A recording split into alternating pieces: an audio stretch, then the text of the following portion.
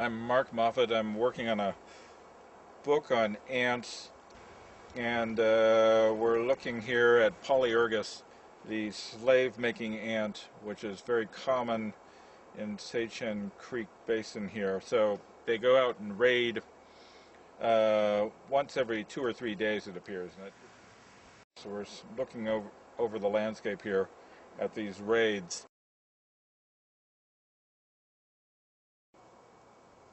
They follow a leader about 40 to 100 or more feet.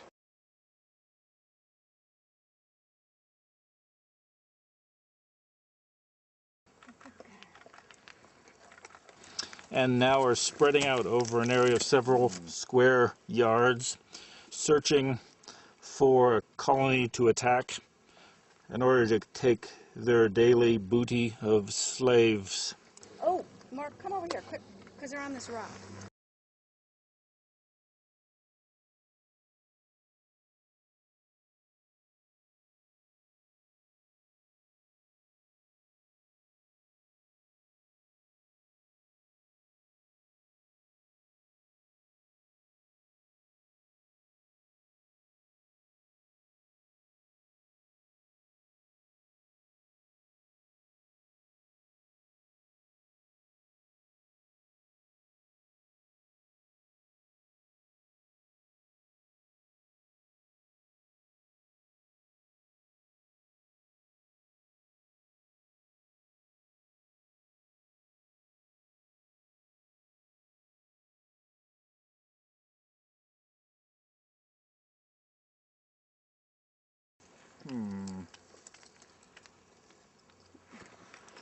Oh, look.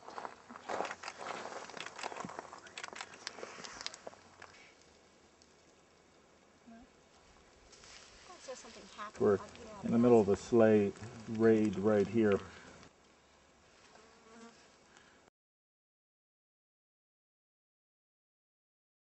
So there's so many of them. There's just so many of them. But the trail goes on and on. How are we doing, Leslie? Okay, they're coming out over here. I just want to know if we get something good.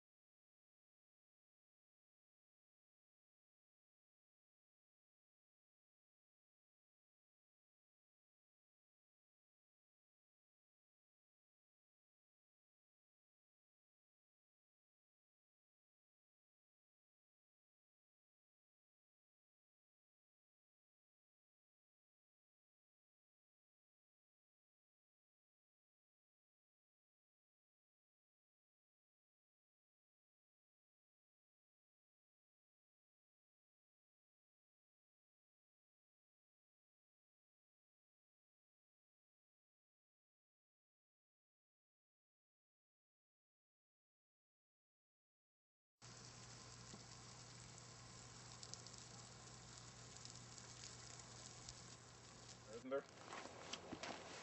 Yeah, there is. Is that about everything? Yeah, just the video camera and the radio, of course. Do you want me to bring it up? Here they are emerging from the nest to raid, Uh-huh.